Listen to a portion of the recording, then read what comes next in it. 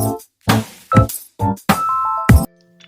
¿cómo están? Mi nombre es Lucia Victoria Flores y el día de hoy mi compañero Gerardo Mojica y yo le estaremos enseñando cómo hacer una calculadora trigonométrica.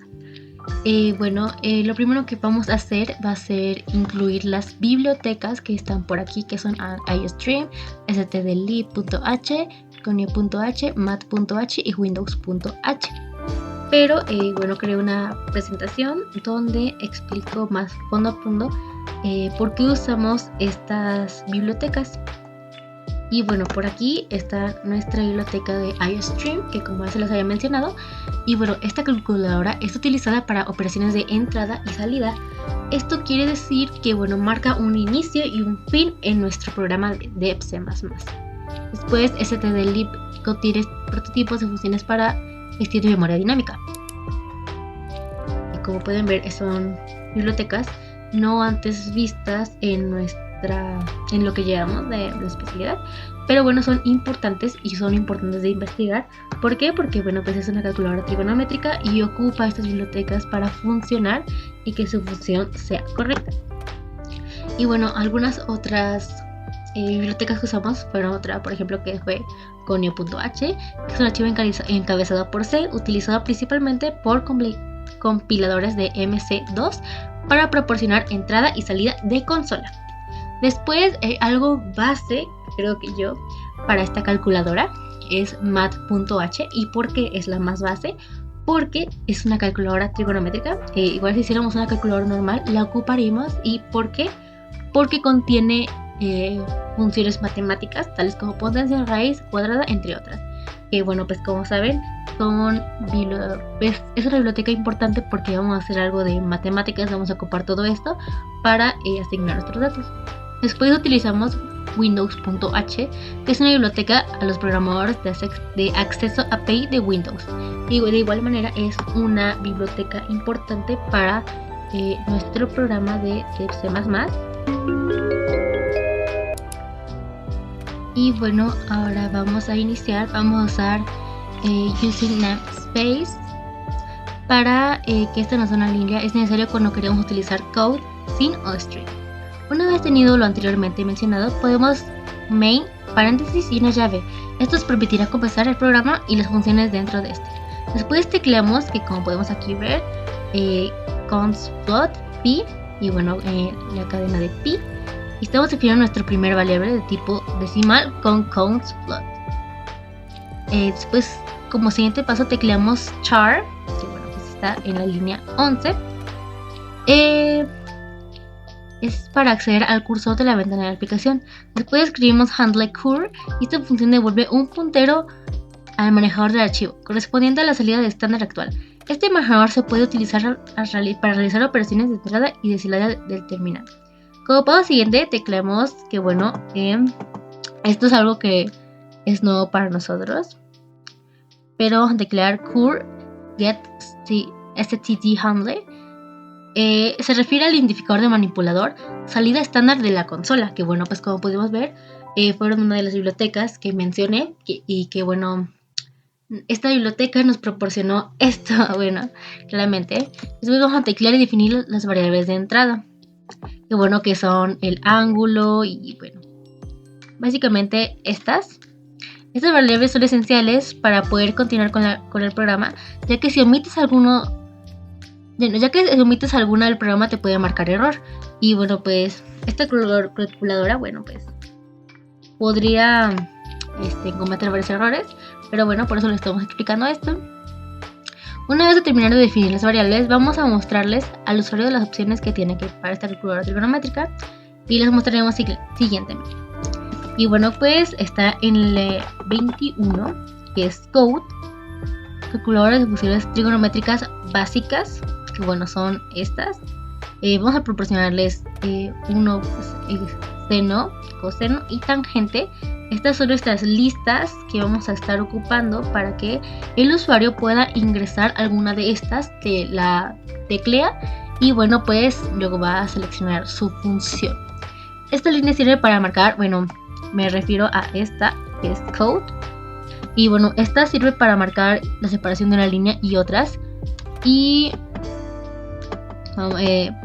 está, que esta línea es el usuario da las funciones, esta línea da la lista de funciones trigonométricas que vamos a usar.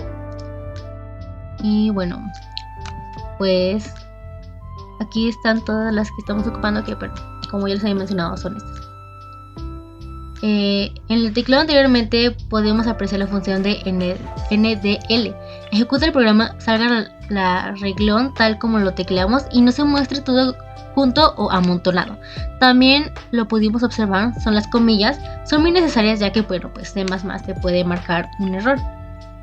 Y bueno, esta partecita de la línea 29 la vamos a teclear, porque son los signos de los valores, 5 a la coordenada X y 10 a la coordenada, y bueno, pues 10,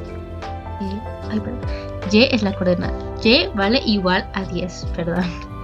Este tipo de coordenadas llamado P utilizamos la función std cursor position para establecer la posición del cursor en la consola de Windows, las coordenadas específicas por la estructura P.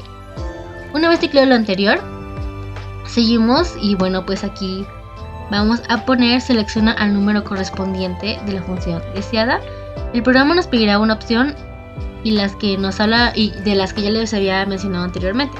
Después tecleamos P, aquí está, 5, aquí miren, y Y igual a 16 y es igual a lo de la línea anterior que ya se había explicado.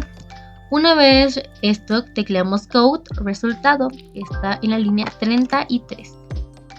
Y el programa al ejecutarse muestra el resultado. Y ahora les dejo con mi compañero, que bueno, yo hice la mitad.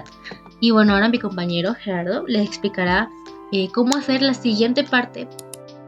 Mi nombre es Gerardo Mujica y continuaré con la explicación de cómo realizar una calculadora trigonométrica en C++.